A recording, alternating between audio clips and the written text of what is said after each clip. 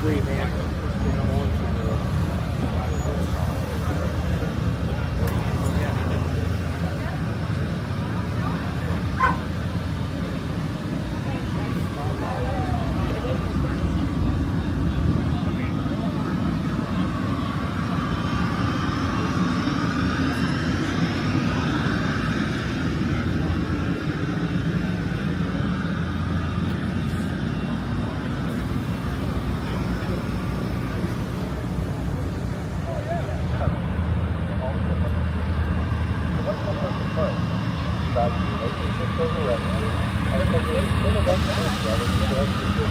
Our job is to find the right channel at the right place. The brilliant piece of today is the fun. But when it comes to a forum, we know exactly what you need to go.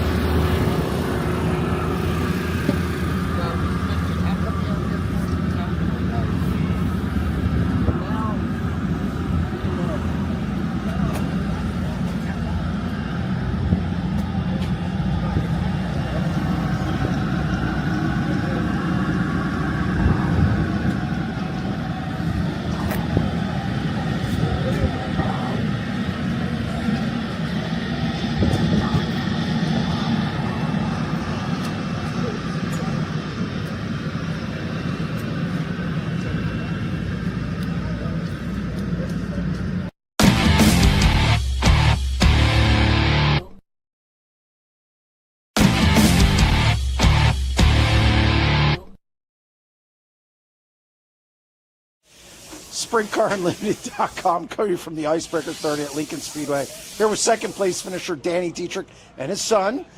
Danny, car looked good, got to the front. Obviously, it's what you want to do on a daytime show, anytime really. And you were looking good on the bottom, but then Chase Dietz just really railing the top. He was able to chase you down. Yeah, we were really good, really all over. I could almost do whatever I wanted. Just frustrated there with lap cars. I got to a point where I was behind Parker Price and Trout and Whittle and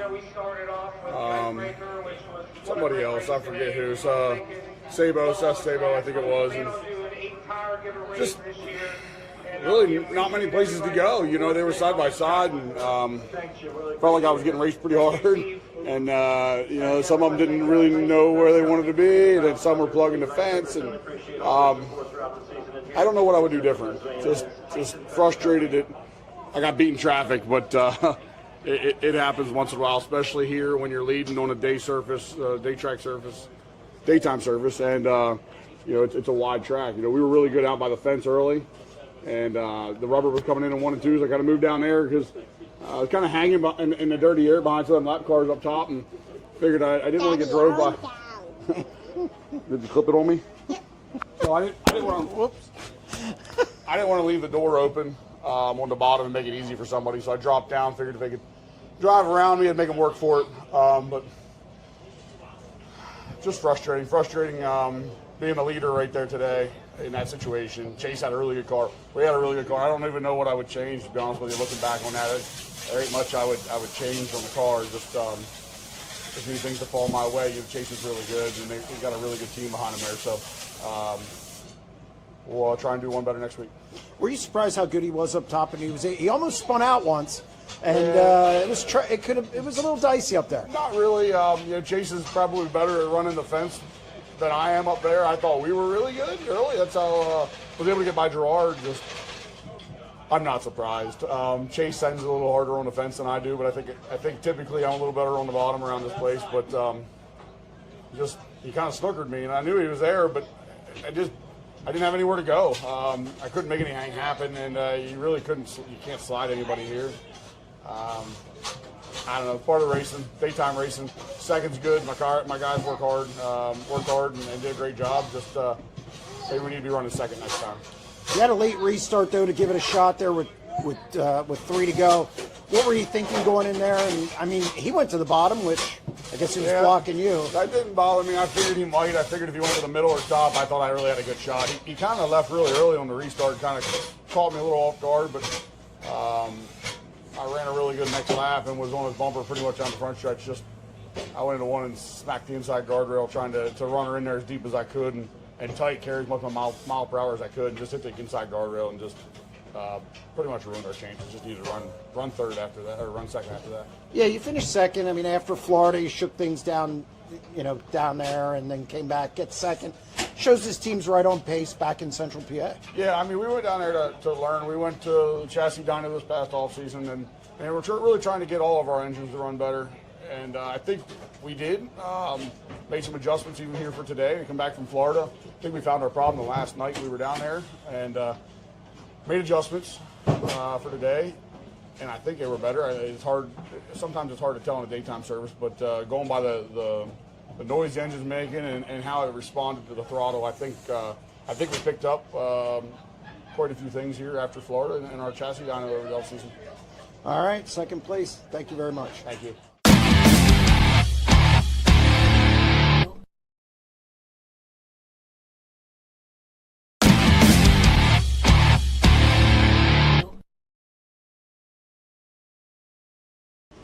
SprintCarUnlimited.com, coming from Lincoln Speedway. We're here with Icebreaker 30 winner Chase Dietz. Chase, you're 1 for 1. That's it. The best way to start. To be that quick, just right out of the gate with this team, that's got to. I mean, are you even surprised how good you were today? Honestly, just judging off of kind of what I was running with my own stuff last year, I knew we were good there, but just hopping in the thing, not really. I mean, we have an idea what to expect, but the car was extremely fast just from the start. First lap of hot laps, I felt we were really, really good. So to have that speed right out the gate is obviously huge, especially new team, new everything for the most part. So at least we were able to gel, I felt, quickly. We got comfortable quick, and after that we just make some tweaks. So a lot of that's just having the good people involved and the right people, and obviously it's the best way to start, but we fought like hell for it. So it was a tough race, but it really showed obviously how good we were. You were really good on the top, probably better than anybody. How thin was it up there? And almost lost it once in turn 2. I mean, it was kind of high risk, high reward. Yeah, it was a benefit of having a good car to put it there. But for as fast as that race kind of went, it was a matter of just really slowing things down and, knowing how this place gets on these kind of day shows. You got to be able to maneuver around and kind of search, because it's not typical Lincoln. So once I got rolling again, we were back to like 4th or 5th. I kind of found the top and started to work it a little better and better, and by that time, we were starting to get traffic. So you just had to be able to make some adjustments in the car and on the track, and it was able to do so throughout the race and make the right moves. So that's what I've been focusing on all winter. I was trying to focus on there at the end of the last year, is just making the right moves when obviously you have a good car and you can put yourself there. It's just a matter of making sure mentally you can make the correct move at the right time, and when you have that opportunity, don't miss it. So I was able to do at least job 1 for the year, and now we got a lot more to go. You fell back to 5th. How concerned were you, and what did you kind of need to do different there to get back up to Dietrich, who you closed in on a ton really fast? Yeah, I'll be honest with you. I didn't really get a good start, obviously right from the get-go. But once I fell back to like fourth or fifth, I still felt like the car was okay. I just think that the track and the car needed to come to me a little bit at that point. And so just kind of keeping my head, that was the biggest thing. And once we kind of strung out and I felt like I was stable enough and we were staying with them guys, then it was time for me to, start making some adjustments in the wing and moving around a little bit. So look, it's just there's so many factors in racing. It's a matter of simplifying them, and we were able to all do our jobs today. So we did it for one night. Now we got to do it for the second night. You took the lead, you were pulling away, and then the caution comes out, and then you drop back down to the bottom. Was that kind of the plan, to take away Dietrich's line where he was good, or what was your thinking there after the restart?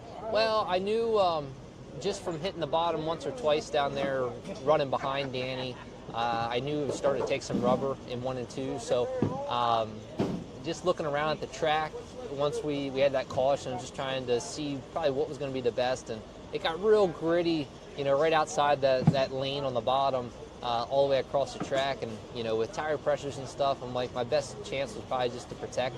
And then as long as I could get to 3 and 4 without seeing them, I thought we'd be just fine. So again, just great to have an awesome car and a good team, and very proud of what these guys were able to accomplish in a short period of time here over the winter, and what we've been able to do today. Last thing, Tommy Carl, you worked with him last year. I'm sure that was very beneficial in the off season, but how important was it just to get off to a good start? I mean, to me, you can't underestimate that, just to get things moving in the right direction with a new combination. It's huge.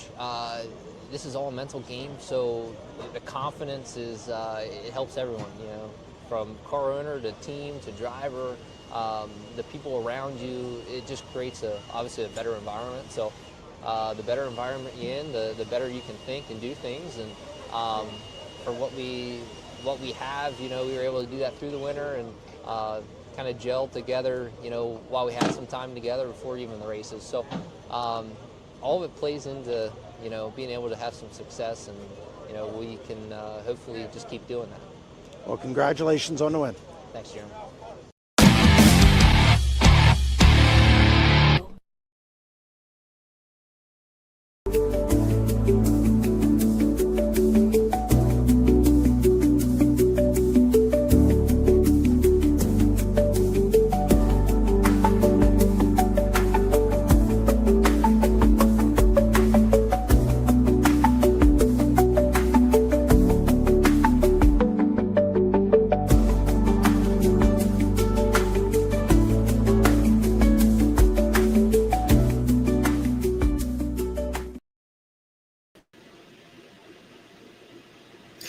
Welcome to another edition of the SprintCarUnlimited.com live show devoted to the fans to ask questions, whether it's chat, call in, whatever you'd like. And again, I appreciate everybody tuning in. We're going to go, before we get to the rapid fire questions on the chat or the call-ins.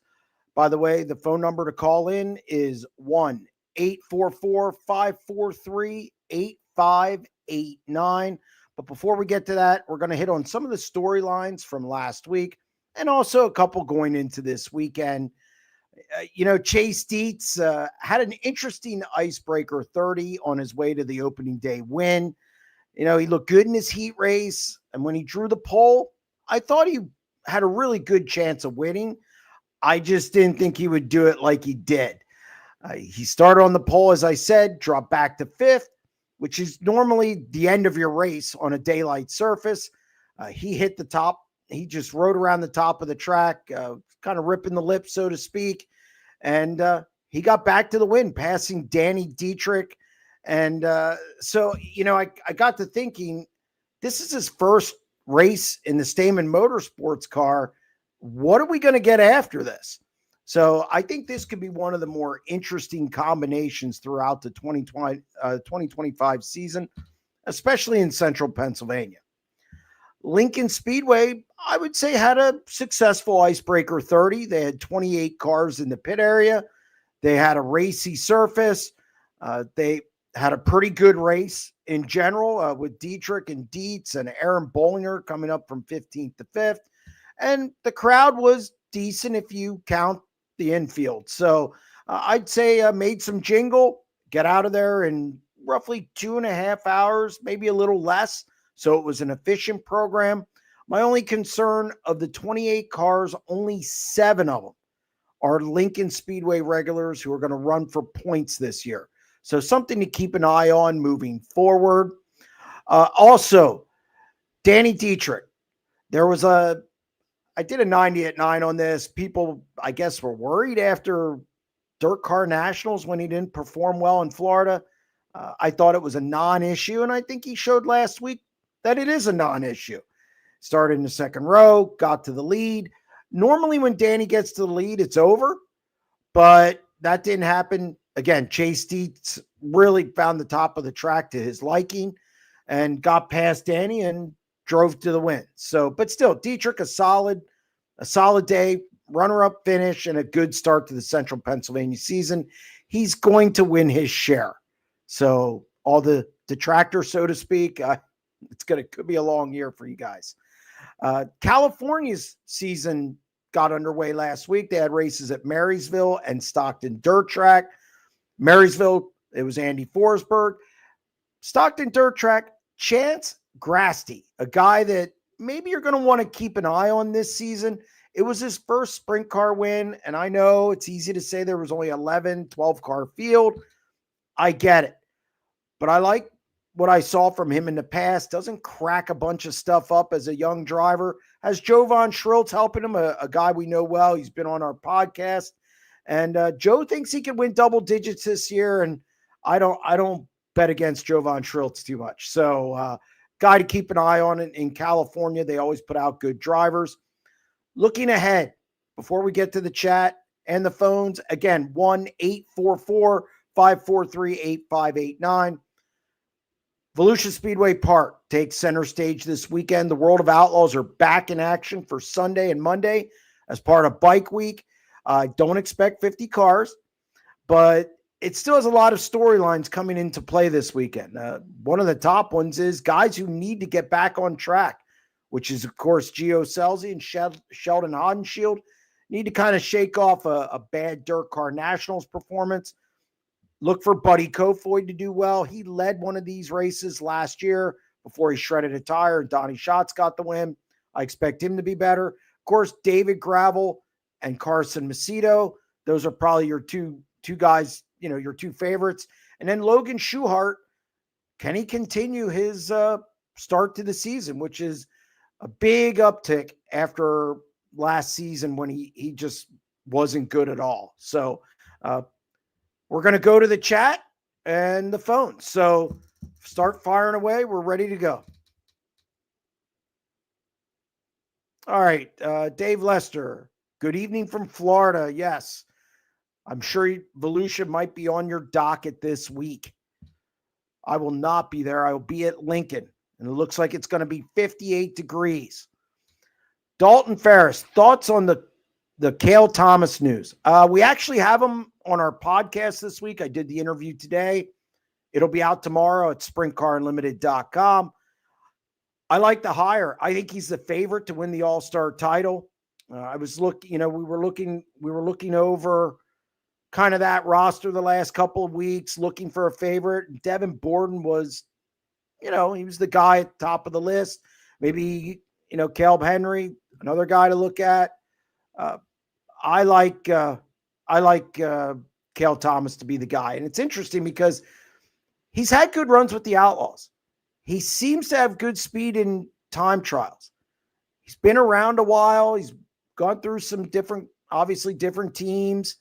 And he was with the Trone car in here. A couple years ago, he was with the Demian Rudzik team, which he's back with them for 2025.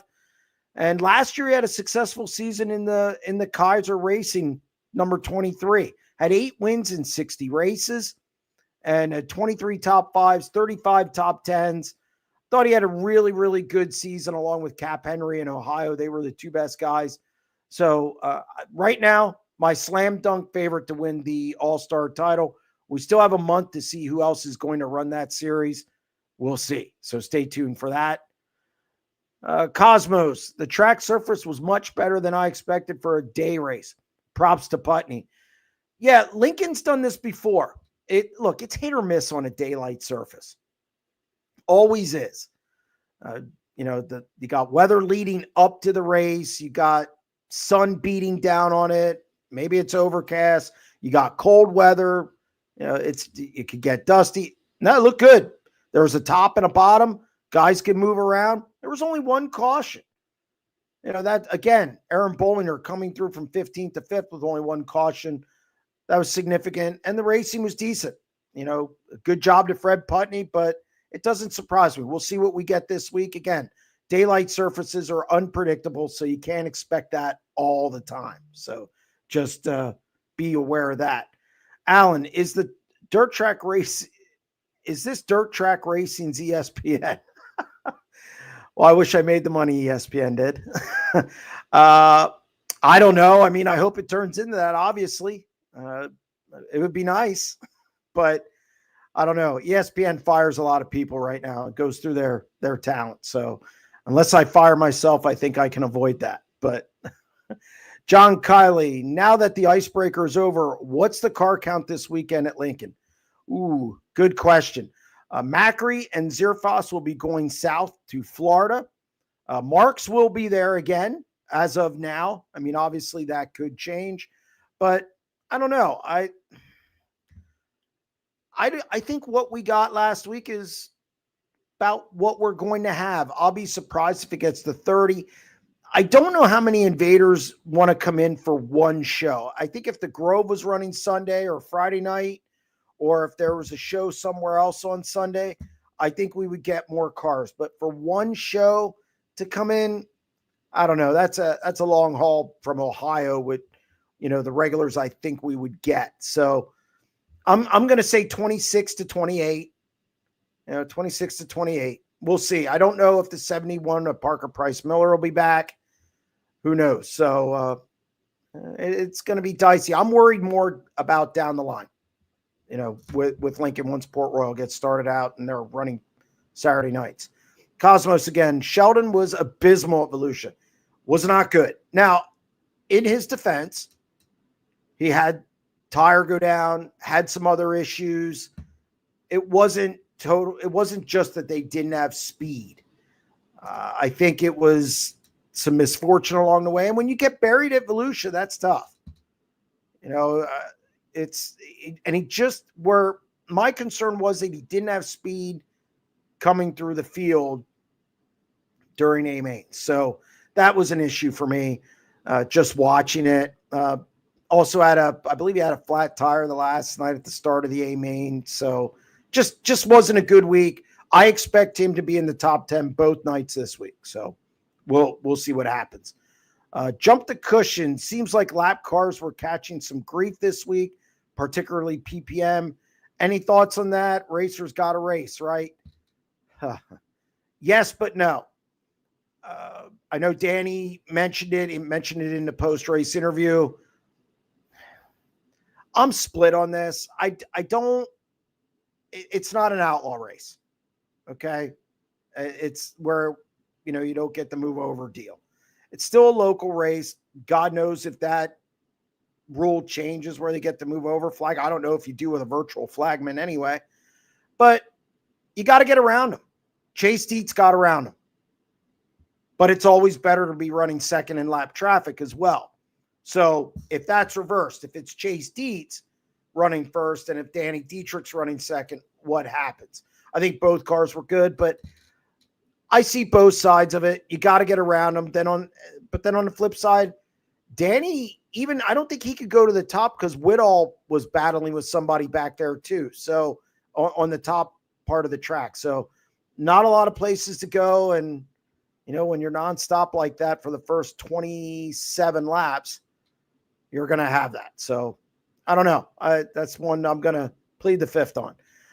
Greg Trago, do you know how many races Dietz will run this Silver Crown car? I do not. It's going to be a few, not many. I think maybe 3. I believe he said. I talked to him last year about this. He likes doing it. He's good at it. And of course, I think wing drivers, I know this won't be popular in the non-wing world. I think wing car drivers are better. I think wing drivers are better. They get in Silver Crown cars and they do well. David Gravel did well. Buddy Kofoid was leading one before he blew a tire when they first got in it. So, and Dietz looked really good at Eldora when he top fived it in Silver Crown. Seems like every time he jumps in it, he's pretty good. So it's going to depend on the schedule. And I know John Stamen said they were going to chase big money races in here where there was kind of a floor to it that they wouldn't run if it was a certain amount. But if you're winning, you're going to keep going to the racetrack. It's hard not to. So I don't know if his number of races gets bumped up or not. Drake Capel, random and selfish question being from Iowa. Any concern that the only national tour races in Iowa this year at Knoxville, Woo and High Limit really focused on Wisconsin this year? Wisconsin's a battleground state. I know High Limit tried to get in there last year and couldn't. I know it was a sore subject for the High Limit brass. They thought they were going to get in there and didn't. Obviously, you have different parties kind of controlling the area, kind of like the Grove here. Look, 34 Raceway, when they had High Limit, it wasn't well attended. If it would have been full, High Limit would go there. That's what it comes down to. If the fans come out, people will come there. I just don't know how viable it is for them, especially being so close to Knoxville. When do you hold it? So on and so forth. So I'm not surprised. It seems like the World of Outlaws have Knoxville wrapped up, so they're going to have that April show, summer show, and obviously the National. So it doesn't surprise me that High Limit's not there in Wisconsin. Like I said, that High Limit tried to get in there last year and couldn't do it, so you knew they were going to jump at it this year. Jump the Cushion. How beautiful is Walkman's paint scheme? Actually, one of the better ones in the pit area. I really like it. I like it. I'm kind of lukewarm to these teams putting all these lines on it. It looks like Blackbeard. I'm not a Blackbeard guy. They kind of all look the same. So Wogman, I like it. It's different for that team, and I like the look. I don't know if Ben Engel likes it, the crew chief, but I do. I think it's one of the nicest cars in the pit area. Anthony Ferris, should both National Series think about doing timed hot laps instead of time trials if weather is a factor throughout the event? Yes. Yes, if it's a factor. The problem is neither National Series likes to stray away from their formats. And if they do have different formats, they have a tendency to go with show-up points only. So, look, you got to adjust when there's weather in the area. You got to evolve. You got to get the race in. People paying a lot of money. I think, yes. If there's weather in the area, I'm all for hot lap time trials. Just shake it up. I don't think guys are going to complain if the difference is getting that race. If timed hot laps are the difference between getting that race in and not getting it in, the guys will do hot lap time trials. So all the time, you can't do that because those guys, they're not going to want to do it. So, yes. Dwayne Mathis, going off your 90 at 9 this morning, what suggestions would you float to make weekly shows stronger? Ooh, it's a good question. It depends on the region. Honestly, I would go special events. I'm a special events guy. I think the weekly show is hard to save. I think maybe you have your special events. Now, you can have kind of a weekly type of show as a special event. I'm not saying you make everything 10 grand or 15,000. There's so many races. Like in Central Pennsylvania, for instance, there's like 115 races this year. You have 39 of them that are $10,000 or more to win. And then you got the Kings Royal, you got Knoxville, which you have a lot of fans from PA go to.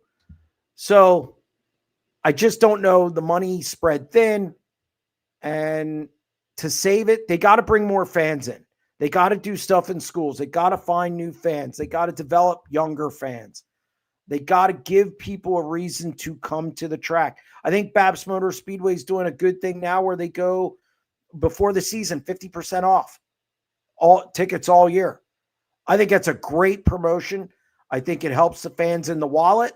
I think it gets them excited about what's going on at your track. I don't understand why other tracks don't do this. Of course, I don't understand why they don't have online ticketing. So I think you gotta, I hate using the word gimmicks, but I think you got to do some stuff to get people to want to come to your track. And the other thing is give them something different. Hold different events there, and then say, oh, by the way, we have a race coming up this week. A national night out. That's a big deal at certain places. You have Lantern Fest. You have other things, multi-purpose facilities. You got to make these multi-entertainment facilities. So that's what I would do. Radio ads don't work. Nobody listens to Celestial Radio anymore. I don't think billboards, I'm skeptical about that. Advertising in the paper. It's social media. Give people something exciting. Do specials to get them through the gates. Maybe get in schools. I know Williams Grove has done that at times. I know Babs has done that at times. I think the Milton Hershey thing's really good. Just things like that to get out in the community. Community engagement's key, in my opinion. I know that was long-winded, but Michael Harlicker, with the recent upgrades at BAPS and the increased sponsorship deals, is BAPS becoming a premier track in Central PA, a destination racetrack? I'm going to stop short of a destination racetrack because they need some more big events. Like, to me, BAPS would be the perfect place to go special events. You have 15 shows. I know he has a carnival on there on the card this year. He has a Lantern Fest. Doesn't have a monster truck show this year, I don't think, but just stuff like that. I'd like to see a track do a Christmas thing. Something to draw interest from people in the off season to kind of keep that going. But BAPS, I think they're surging. I think they're on the uptick. I like seeing races there. It's a racy joint. They made some improvements this year. I know they fixed the shelf in turn 4, put a guardrail on the inside of 3 and 4. They have new, I don't know if I'm supposed to say it, but they have new suites on the backstretch. They're putting a lot into the place. I think it is closing in on the big 3, so to speak. I just would like to see them go special events and really kind of go up a notch. What else do we got here?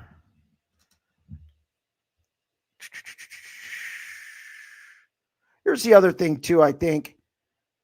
Port Royal. We mentioned Port Royal. They've kind of been on that big event pace, but they still have weekly shows. I think you need to take what works at Port Royal and do your own thing with it. Even Williams Grove has big events. I'm waiting for one track to go out on a limb and kind of, do their own thing with special events. We do have a call. It's Ken on line 1. Ken, what do you have for me? Yeah, Jeremy, good to hear you again tonight. I was listening to your 90 at 9 this morning, and you said about the 28 full-time travelers this year. Yeah. And I was stacking them up side by side. I'll tell you, everybody seems to be saying that the Outlaws are so much stronger than the High Limit this year. But actually, if you stack them up side by side, there is not a whole lot of difference. In fact, at the bottom, I think the High Limit's going to be stronger than the Outlaws. I don't think they're like miles apart. I mean, I think the top 5 guys for the Outlaws is stronger than the top 5 guys for High Limit. I would think when it comes to winning, I think the Outlaws. I think the Outlaws are probably stronger, but not by a lot. I mean, you got Sweet to stack with gravel. and Rico, and you got 5 strong guys at the top that are pretty comparable to the top 5 of the Outlaws. Yeah, no, I would agree with that. It depends. See, if you're looking at winning races, I think the Outlaws having it. I think those top 5 guys are stronger. If you're looking at the points racing, look, there's no better point racer in the country than Brad Sweet. I mean, and we can't say that that's still not true because obviously he's not running against Gravel. I think if they were together last year, Gravel beats him. But that's, we don't know. We didn't see that. So I understand what you're saying. As for the rookies, I tend to agree with you, although Garrett Williamson is really interesting because he's already traveled out to California. He's seen those tracks. I really like Garrett Williamson, but Danny Sams looked really good in Florida. So I think the rookies are kind of split. I don't think you're far off by saying they're close. And when you add in Larson and I guess Corey Day's going to run a lot of races with both, but when you put Larson in the high limit, that's going to be a real tough road. Yeah, when Larson and Day, if you put Larson and Day in there, they're kind of going to be part-time with that series. So I don't consider them regulars. But if you you can't make them full-time. Right. But if you put them in there, yes, then you're because I think Larson's going to have a really, really good year. I think Volusia kind of sent notice. That team usually struggles the first 8-9 races out of the box. If you go back to last year, I mean, he won the last 6 last year, and he's won 8 out of his last 10. That's bad news for the competition when he pulls into the pit area. So I think Larson's going to be a handful this year. We'll have to see how Day does going back and forth. Yeah, and I wonder how Baston's going to do in the car. Or, do you know, are they going to run 2 cars when Day runs, or yes? How are they going to handle that? They actually are going to run 2 cars when Day runs, and the other crew chief will be Wayne Pretty, from what I understand. So they already have that worked out. Thank you for taking the call, and we look forward to hearing you tomorrow. Yep, no problem. Thank you. All right. Thank you very much to Ken for giving us our first call of the week. Andy, how do you think Joel Myers Jr. will go this year? He is on fire in New Zealand. Yeah, I like Joel Myers. That's another one of those California guys. He struggled a little bit in the Midwest at times a couple years ago. Thought he did better last year when he came out. When he started out in California, I expected like a huge jump, and we didn't get that. But then he came, like I said, to the Midwest. I think it's a different animal. I think sometimes we expect everybody to be Gio Scelzi, Buddy Kofoid, Kyle Larson, Rico. Everybody's going to have their own trajectory, so to speak, on success. So I think sometimes, some of these Caleb Henry, some of these other guys come out and we expect them to be, these other guys come out, and you can't do that. That's unfair. So I'm anxious to see how Joel Myers Jr. does this year. Again, kind of plateaued in California, left, and then he started to make a little noise in the Midwest. I like that. And he looks really good in New Zealand. So it'll be interesting to see how he does this season. Michael Harlicker again, with the recent upgrades at Babs and the increased sponsorship deals. Oh, we already got this one. I already answered that one. Scott, that's what it was. With Central PA track, would you recommend for the best on-track racing? Look, that's tough because I think it depends. Every track has clunkers. I think sometimes we think, if you go to like Grandview where they're racing around in a thimble, yeah, you're going to have closer racing more times than you do at Williams Grove. Look, if it's me, I'm going to Babsonport. That to me is where you're going to see the best racing. Lincoln can do it too. We saw it Lincoln this week. Now, was it a banger as they call it?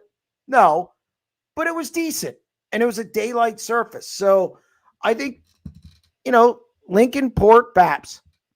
Those are the three places. My favorite place to go is Baps because it's a tweener track. You have some banking. When I first saw a race there in 1984, it was good. I've always liked that track, so it's not something that's new. But those are the three that would be the first that I go to. If you want tradition and history, Williams Grove. Dick Jones, would like to see Billy Dietrich on the podcast. He is a good all-around guy. I just did a story on Billy Dietrich for SprintCarUnlimited.com. I put it out maybe an hour and a half ago. So, yeah, Billy, he's back this year. He had neck issues. I actually originally thought it was concussions, but after talking to him this week, it was like a whiplash type of thing. Didn't race from August on, and he was at Lincoln last week. He's not going to be a regular there, but he did have a good week. Week 1, 19th to 12th, so not a bad start for Billy, and he's going to move around this year. You're going to see him at Port Royal. You're going to see him at Baps. You're going to see him at the Grove. He's not running for points, so Billy had to kind of he said he had to get out of that mindset, but good story on SprintCarUnlimited.com about kind of the injury and then moving forward. Greg, do you think Sealands Grove will get a full field of 410s when they race? I think they will sometimes. I have my doubts when they go against the Grove. But I do think when they run a Sunday I think then they will. But I'm a little concerned about the Friday night shows. That one has me worried a little bit. But hey, and again, I mentioned this last week. Sealands Grove came up last week. Somebody asked me if I liked them going against the Grove. I do not year one. That's where I don't like it. It's year one. You got to endear yourself to the powers that be in the area. That wasn't the way to do it. So, but yeah, I'm concerned about the Friday night shows. Jump to Cushion. How did you start watching sprint car racing? I went to my first dirt track race when I was 5 in 1977. I watched modifieds and super sportsmen and sprint car. Well, it was sprint cars and modifieds at Penn National. My first favorite driver was Smokey Snellbaker. And then I was a Silver Springs guy. I went to Super Sports for my first sprint car, quote unquote, sprint car race where we went to see the sprints was 1984. And I was sitting in my grandmother's living room and they did an ad on television for Doug Wolfgang. And I thought his name was cool. I mean, I was 12 years old. So I thought his name was cool and it said about the Outlaws. So my dad and I went, and sprint car racing's been my favorite ever since. So a long time, which it's been a long time and a lot of races, but and that's why Doug Wolfgang was always my favorite. I think he's one of the best drivers who's ever lived in a sprint car. No doubt about it. So, all right, let's see. What else do we got here? Dave Byro, will High Limit and the Outlaws become one? No, I don't think so. I've said this before. I think there's room for both series. And the reason I do is because I think, and this came up last week as well, I think they serve different purposes for teams. If you want to run 80, 90 races, don't care about freedom, good paying, you'll run Outlaws. High Limit, to me, those teams don't really want to do 80 races attached to a series. They don't mind doing 80 races. They just don't want to have to be somewhere. So they get the 60 races, which ends up being less because of rainouts, and they have a lot of freedom to go do whatever. I also think if you're a team starting out or you're first going on the road, I'd go High Limit racing because I think you're going to run less races and you can ease into it. Like if I'm Emerson Axum, and well, first off, if I'm Emerson Axum, I would run the same schedule I did last year. I think people make the jump too early. I think he's talented. I think he could be a star. I just want to see him do what he did last year. But if I'm Emerson Axum, I'm going to high limit racing because you can ease into that national schedule. And then if you want to go outlaws, you jump the following year. Simple. So I just think each series right now serves different purposes for teams. And I think that's why you have 28 guys on the road. So Jim from Buffalo on line 2. Jim, what do you got for me? Oh, hey, Jeremy. Well, you know how I feel about the World of Outlaws and Yes. Team Brad. Yes, you know, I just don't care about them. I should say the NOS Energy Drink World of Outlaws Sprint Car. Oh, yes. To say it correctly. Although I have to admit, he did hire World Racing Group employees who are pretty damn good, and I especially have a lot of respect for Chase Rodman. I think he grew through the year and did an outstanding job. But and I'm also a big fan of Justin Peck. Love the guy. Love how he drives. And had a really nice chat with Rico's crew chief, Ricky Warner. That guy's a funny dude, and he's very knowledgeable. Holy cow, he's forgot more about sprint car racing than most people know. But one thing too, you know, you talk about specials in central Pennsylvania. I tell you what, give me 410s at Path Valley any day. That's crazy stuff. I mean, I love it. But, I mean, look, and you know, Path Valley's good, and I think they're, again, they put some money into the facility, which, you know, always good. I think it's safer than it used to be. I saw one of the worst races I've ever seen there. Believe it or not, it was Chad Kemenall in that 10H car. He won, and it was rubbered up. But yeah, no, this year, Path Valley on the high limit schedule and part of Speed Week, it's going to be really good. Oh yeah, I mean, even great tracks like the greatest track ever, Reading Fairground Speedway, can have a clunker now and then. Everybody does. So, but you know, it all depends on what you're looking for. Is your favorite track? Do you want speed like Port, or do you want handling like Lincoln? It's what you like. That's where you need to go. But to finish things up, though, one question. Is the North Pole Nightmare ready to go this weekend, ready to rock and roll? Yes, he will be back at Volusia, ready to go. He did not break his foot. Originally, that's what a lot of people thought, foot, ankle, whatever. I heard soft tissue. So, yes, he's ready to go. He'll be back at Volusia. At least that's what everything I've been told. And we'll see how he does. One thing about Volusia, you wreck hard there. It's like Knoxville. There are no easy ones. Those two places, I think you wreck harder than anywhere, and that includes Eldora. So those two tracks, man, I don't know if I'd run a sprint car at either of them. So, oh yeah, you're saying a lot there because there's no easy wrecks at those places. No. But anyways, all right, have an outstanding sprint car weekend, and we'll see you. Bye. All right, thank you. All right. Thank you, Jim, for joining us on the show. Jim DMs me every once in a while, and big Buffalo Bills fan, big World of Outlaws fan as well. But I think he's coming around to high limit. I'm sure I'll get a DM later saying no. So let's go back to the chat. Do we have anything? Oh, we have another phone call. Excuse me. Carl on line 4. Carl, what do you have for me? Hey, hi, Jeremy. How are you?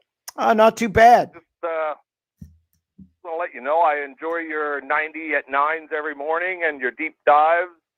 The new thing you got going here, the Tuesday night chat. I appreciate that. Listening to that. Like listening to that a whole lot. I guess, first of all, I'd just like to say congratulations to Steve O'Neill, if he listens, to the winning the Region 1 Promoter of the Year and topping that off the next day or two later with the Promoter of the Year, which when you get in the category with guys like Jack Gunn and Ralph Capitani, pretty much being at the top of the game. Yeah, Steve does a great job up there. He was there before and left, and then they brought him back. And I think this stint has been a lot different. I think they've listened to him more. I think the board's listened to him more, and I think he's done a good job up there, and it shows with the way the place looks and also the events they get. well, when the Fair Board's going to do their thing with. Oh, did we lose you, Carl? Nope, I'm here. Oh, okay. The thing with his second time back, it's like this time the Fair Board decided they'll run the fair and the fairgrounds, and Steve O'Neill will run the races, and they'll kind of both walk their own line and work together instead of butting heads over everything. That was what happened the other time. There was some comments last week about the deal with their ticketing up there with for the Weikert and the Tuscarora. Yeah. It didn't really affect anybody that had season passes. They just had to show up, get their wristband, go in and sit down. The ones it affected were the ones that had season seats. Yes. They wanted everybody that had season seats to buy reserved seats a month ahead of time, which I don't know if I have season seats there. I don't have a problem with that. Not at all, because it's like, well, if I didn't have season reserved seats, I'd still have to buy my seat a month in advance if I wanted a reserved seat. So if I have 3 or 4 seats and only 2 of us go every week, I can take someone along and they can sit with me, or I just have more room every week. So for 2 races, it only affected the Saturday night for the Tuscarora, and the Sunday night for the Weikert were the only 2 ones it affected. So if I have 4 seats and I'm only going to take 2 of them, sell the other 2, I'll just be a little more crowded that night instead of having all those empty seats. People want to buy a reserved seat, but they can't get one because half of them are empty and nobody's sitting in them anyway. Yeah, no, I understand. I see both sides. I think they were going to lose their seats. I don't know how it was really kind of weird when they put it out the first time. Then a lot of people called in and complained. Look, people don't like change. And unfortunately, that's probably tenfold in racing, in dirt track racing. So, look, I understand both sides. I do think they made a good correction not doing it that way. Just from a customer service standpoint, they were getting a lot of blowback from it. So whether right, wrong, or indifferent, you want to make your customers feel good. So it's a customer-based sport, and I think it was important to make that change back. So it's died down now. So right call.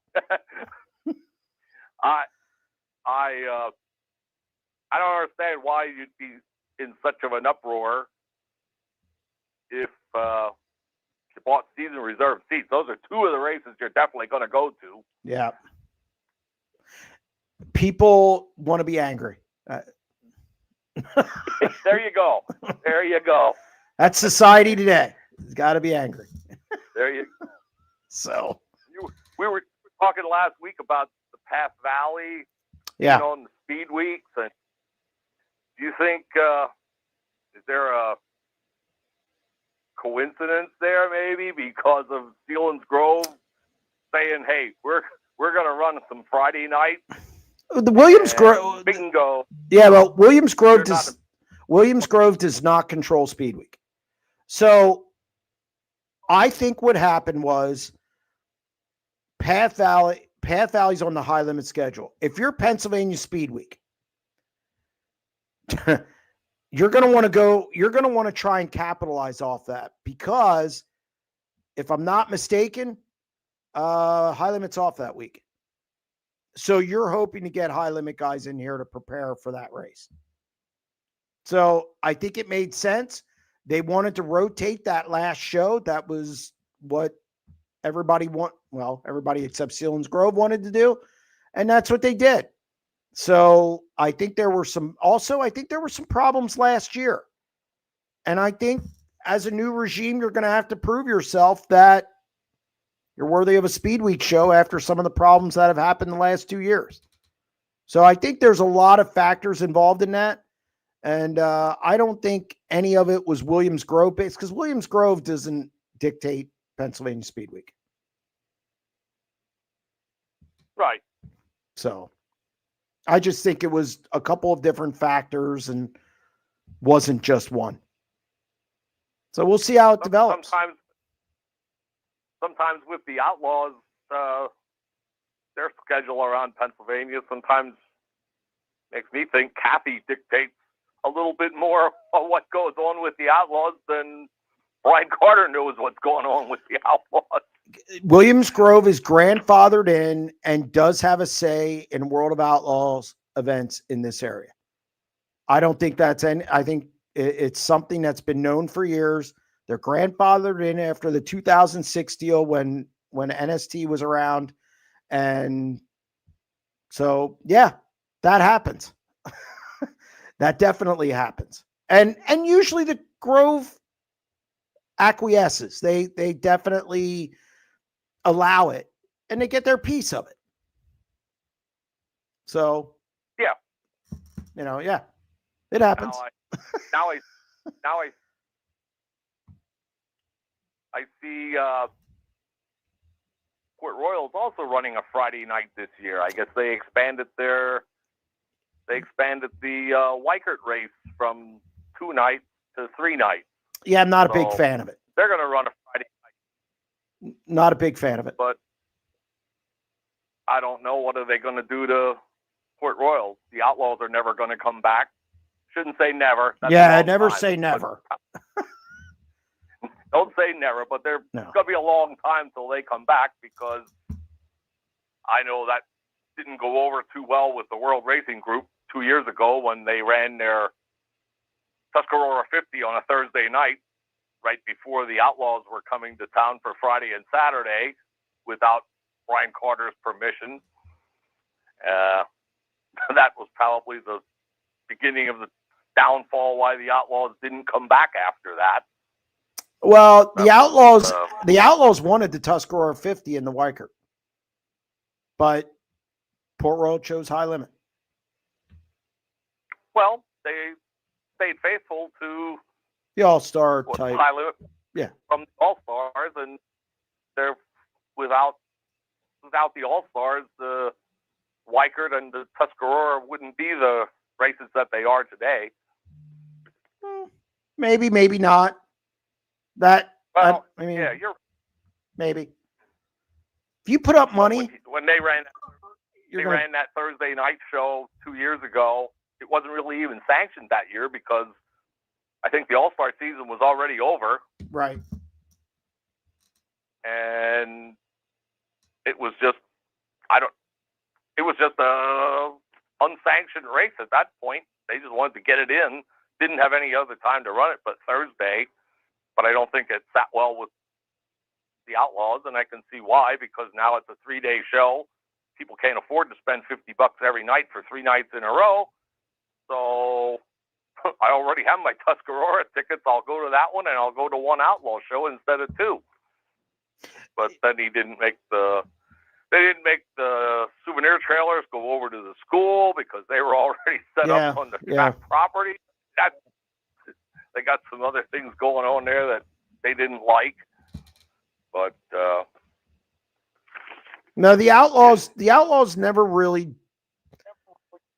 The last couple years that they were there, they didn't draw a ton. It wasn't a slammer, so to speak. And I think they were moving dates, trying to figure out what worked. And that October date, the weather was always bad.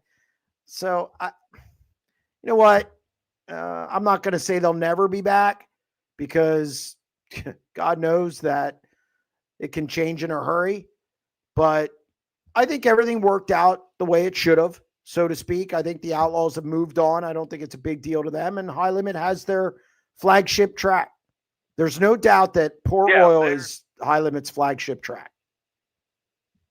Yeah, they've got the Weikert that's now up to 75,000 to win on Sunday night, and they've got the Tuscarora, which is now at 50-something, which will probably increase until we get to there. Yep. So yeah, it's just. I'm thinking it's gonna be a long time till they come back. As long as Port Royal stays associated with High Limit with those 2 big races, and remains loyal to flow rather than dirt vision, it's probably going to be a while, I would think. It will So be. it's like, It will. like you said before, they should all work together much better, but they don't. I mean, Sealands Grove used to have that Labor Day Sunday race. Yeah. That was always one of their big races of the year. And then they moved the Dirt Classic from its regular weekend to Labor Day and ran Saturday, Sunday. Well, Saturday would have been 2 tracks running anyway in the area, but Sunday was always Sealands Grove's Sunday Labor Day race. Well, moving the Dirt Classic to Saturday and Sunday kind of put an end to the Labor Day race on a Sunday at Sealands Grove. So that took another one of their big events for the year away. So I don't know how the new group's going to make out here with no Speed Week race, no Sunday Labor Day race, no Outlaw race. I think it'll be a pretty tough road for these guys for their first year. Well, I think Sealands Grove has to work on fixing some of the issues that were broken the last 2 years. And, if they just do it the right way, I think they'll be fine. I don't think it's not, I'm not going to say it's not doable. They just got to focus on the right things and kind of put a salve on the wound of the last couple of years. And, things like paying bills, that's simple things like that. And I think you'll earn that back. But Carl, we have to move on. We have to get some other callers and get some other comments. We're up against it here with the last 10 minutes of the show, but thank you for calling. Mark Harrington, will Lance DeWeese run the same schedule as last year? Do you know if the Shearer team acquired any new sponsorship? I'm not aware of any new sponsorship. I think it's going to be roughly the same. Lance isn't going to go to an 80 race schedule. So I expected it that 40. I don't think Shearer Motorsports wants to run 70, 80 races either. So yeah, I expect the same schedule from Lance. I expect him to be better this year. It was his first year in that car. He was turning the wrenches a little bit too. And I think he didn't have to do that with the 69K. It's been a while. So I think kind of a learning year for that group. And I think they'll be better this year, but look for about 40, 45 races, something like that. All right. We got Brad on line 5. Brad, how's it going? Yep. Hey, I'm good, Jeremy. How are you? Not too bad. You know what? I watch 90 at 9 every morning, and I love that show. And, thank you. It starts my day very well. I don't get a lot of time after that, but my question to you, Jeremy, I think you're very intuitive in this sport. You're very knowledgeable. You said something earlier when I was watching tonight, 1984? Yeah. What was your first sprint car race? Ooh, it was an outlaw show. Oh, outlaw. Okay. Yep. Okay. Gotcha. What do you think about that? I mean, I want to talk about the 80s, if you got a minute about that. Yeah, no, I got a minute. Go ahead. Yeah. So I thought back in those days, I thought it was more entertaining back then than it is now. What do you think about that? Well, I always tell people this. There was a bigger difference between the haves and the have-nots. So when you had Weichert, you had Wolfgang and Keith Kaufman in the Hamilton car, and these guys, they were starting 15th or whatever it was. They had better cars than the guys starting up front. Right now, everybody's in a box. Everybody can buy speed. I can walk out tomorrow and buy the best of everything. Now, am I going to be David Gravel? No, but essentially I could all but buy all the stuff to do it. Back then, okay. Yeah, back then there was a bigger. Now, I'm not saying Keith Kaufman and Doug Wolfgang weren't great. I'm simply saying that there was a gap between the have and have-nots. And remember, back then, if you had an upset winner, you talked about it for 2 weeks because they beat, they beat the big guys, and you just don't have that now. With all the money. Yeah. Yep. And you just don't have that now. No. I got you. You know, I grew up as a child loving Sammy Swindell. Okay. And I'm just saying, you know, and the rivals was Sammy, of course, and then Doug Wolfgang and Steve Kinzer. Yep. I grew up in that era, and it was amazing to me back then. If those guys got beat, it was amazing, right? I mean, yep. Yeah. So I guess I'm just wondering, I know we're going in the right direction. I think it's pretty even keel now, but these youngsters are so fast and so aggressive, and get the best sponsors. You know, I don't know if you were, I raced sprint cars for 15 years in Colorado.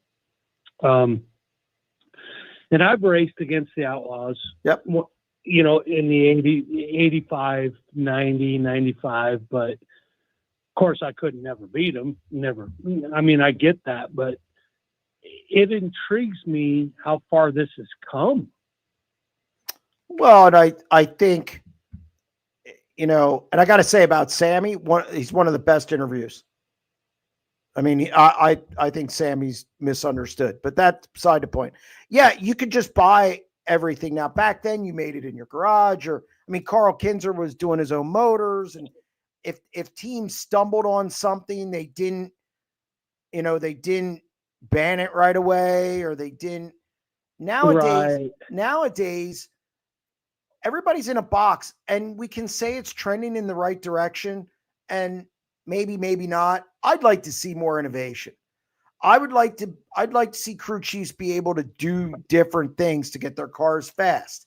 I'd like to see drivers, you know, have to do different things on the track. I would just like to see more innovation. I think these guys are in a box too much. And I think I got you. You know, it's okay to go look back to the past a little and take some things from the past, not everything, some things, to make the present better. Right. And I think that's what's so special back in the 80s and 90s, or even 70s, is Sammy was an innovator. Yes. Yeah. He made what? I think he's the guy that created the beadlock. Yeah, no, Sammy Swindell's given a lot to this sport. So yeah, no, I couldn't agree more. Yeah, I don't know. I'm getting your take on this, I just went to Volusia, of course. I'm down in Florida right now at my house in Florida, but I live in Breckenridge, Colorado. But yeah, I still follow the sport very closely. Good. And I sure appreciate what you do. Well, I appreciate that. Thank you very much. All right. Listen, Jeremy, I'll let you go and get some more callers, but I appreciate you again. Okay. All right. Thank you very much. We have another caller. It's Mike on line 6. Mike, what do you got for me? Yeah, I'm curious about the 23 car. Don't know that much about it, where they came from. I did see a small video last year with an incredible looking shop with like 5 cars. Yeah. Are they a big deal or what? Well, John Stamen used to be a super sportsman driver at Silver Springs. So he owns Traco. It's a company with 2 locations, one in Lebanon, actually where I live, and Halifax. So yeah, they're well funded, and they have a full-time crew chief with Tommy Carl now, which is something they didn't have. I mean, he's a bigger name, came over from the Zemco team. They didn't have a big name crew chief in the past. Now they do. I like Chase Dietz a lot. I got a call from a pretty well-known driver last night, and he said, you know, I didn't they just didn't know about Chase Dietz, and they asked about him coming out of nowhere, and I'm like, well, Chase Dietz has done what I think drivers should do. They slowly get better. They progress every year. The last 2 years he's been in his own stuff, he's gotten better and better. That car was fast last year. Put it on the podium at the National Open, and in the final, in the finale, he's running top 5 when he got into the dust up with Sheldon. So I think Chase Dietz continues to get better. I like Chase a lot. I think this team is going to be decent this year. And as I said earlier, and I said in my 90 at 9 on Monday, I think it's one of the more interesting stories, at least in central Pennsylvania, going into the rest of 2025. I'm anxious to see how he does. Right. Yeah, 2 notes on what you just said as far as the driver, but I was more interested in the team. I noticed he put it up on the cushion at Lincoln. He wouldn't have done that in his own car. Guaranteed. He's done it, though. I've seen him do it. He did it at the Grove last year. I just think I think it was a different circumstance. I think it's like this. If he has the car to do it, he'll do it. And he told me in the interview that he had a car to do it. Last year, he had Kurt Williamson doing shocks for him. Kurt Williamson knows what he's doing, and he's very underrated. So I like Chase Dietz. I think he's going to be one to watch. Oh, absolutely. I do too. As far as the team, and the facilities, and where does the money come from? So they own a couple. They get good spots. What company is that? It's Traco. It's a manufacturing company. They manufacture equipment, heavy equipment, and I think, and they have good sponsors like anything else. So I don't think they're going to run short of funding this year. I think they're going to be fine. Right. And do they indeed have a top-notch shelf, shop and facilities with like 4 or 5 cars all the time? Yeah. They build they have a nice shop and nice equipment. It's nice stuff. And again, they got the most important thing is they got somebody to work on it with Tommy Clark. They would be more hooked up than like Donnie Kreitz or a lot of these guys as far as facilities, right? Yeah. Yes. From a facility standpoint, yes. Right. Good talk. All right. Thank you very much, Mike. We're going to go back to the chat. We have a bunch of questions to address. We'll get through them as quick as we can. Any word on the AJ Flick, McCandless, or the Jacobs? No. I have not heard anything yet. AJ Flick's going to do the same thing that he normally does, as far as I know, and I expect the same out of McCandless. I'm not sure on the Jacobs yet, so sorry. I can check into that and have that answer for you next week. Zeb Wise, find a ride yet? No, not yet. And again, I think he's going to be selective. He's not going to take any ride and just bum around in a region. He believes he should be on a national tour. I think he should be on a national tour. And so no update yet. I think when guys start getting fired, I think he'll be one of the first calls that these teams make.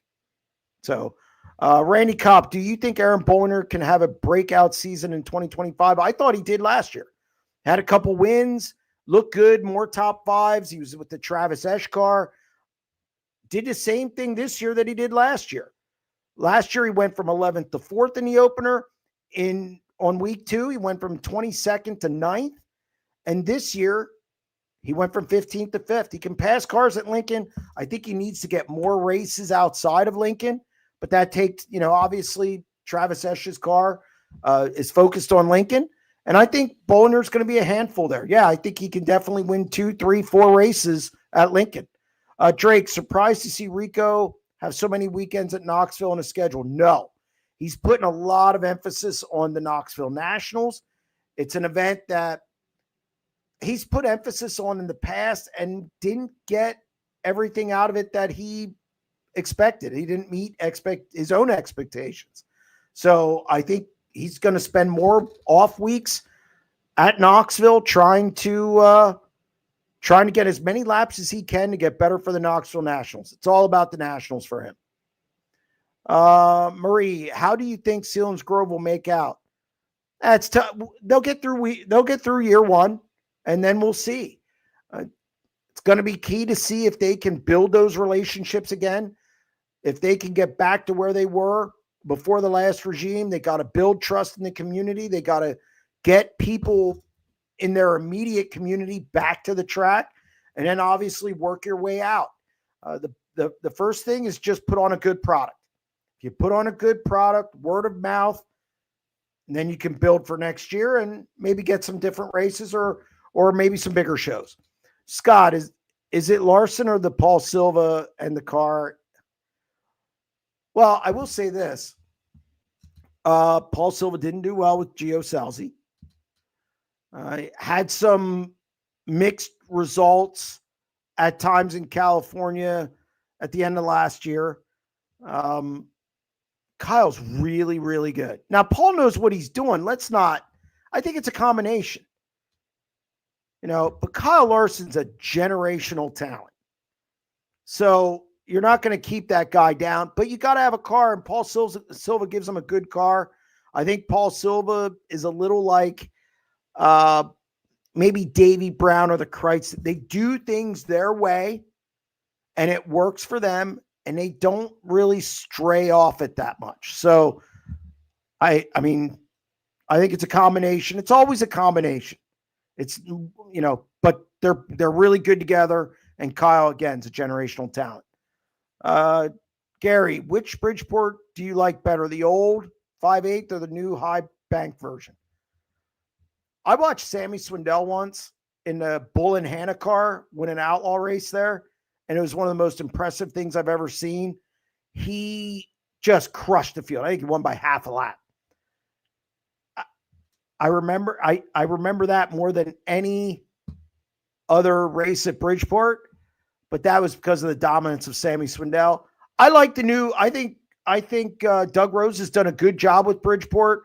I like the sprint car races there, so I can take either. So it's not one over the other so much. If you're looking for raw speed, the 5.8s. If you're looking for closer racing, obviously the Bridgeport you see now. So I think it's give and take. We got only a few questions left, and we're going to get out of here for this week. I don't get why people are against the Grove so much. I watch every week, think the racing's decent, really shows how good your equipment is overall. There's no track in the country that is under a microscope or graded harder than Williams Grove. Now, some of that's because of their history. Their expectations are higher than others.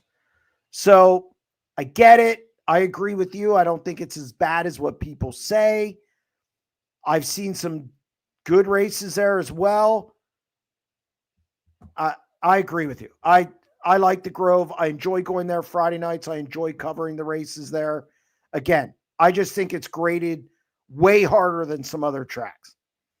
All right, Santos, do you think we'll see more guys trend toward a pick and choose schedule in PA?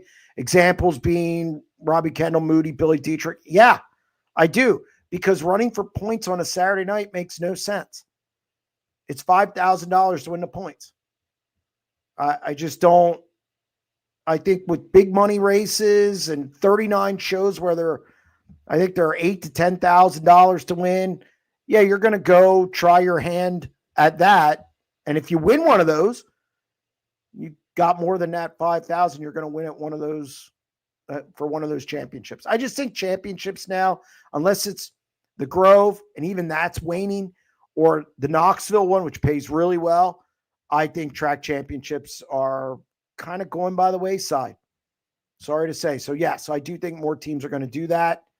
What do we got next? Last question for the night. Going to get out of here. What makes the dish wing so special? Killing me. I've heard, and talking to a lot of shouldn't say a lot of drivers, but drivers who I talked to who ran dish wings, the dirty air isn't as bad. Now, you're on a different tire then too. So is it a combination of the tire in the wing? Is it just the wing? I mean, obviously that's something that's to be determined, but I like the dish wings. I do. I've heard a lot about they just don't have as much dirty air. You can make more moves. You can run certain places to be able to make a pass instead of getting all out of shape when you get in somebody's dirty air. So, I'd like to see it tried at least. And I remember the racing back then. I thought it was a little better. Now that was now 15 years ago. But again, like dish wings better. That's actually going to wrap up this edition of the Sprint Car Unlimited live show. Again, I appreciate all the phone calls, everybody in the chat, everybody for tuning in, and we'll be back next week with another show. Stay tuned.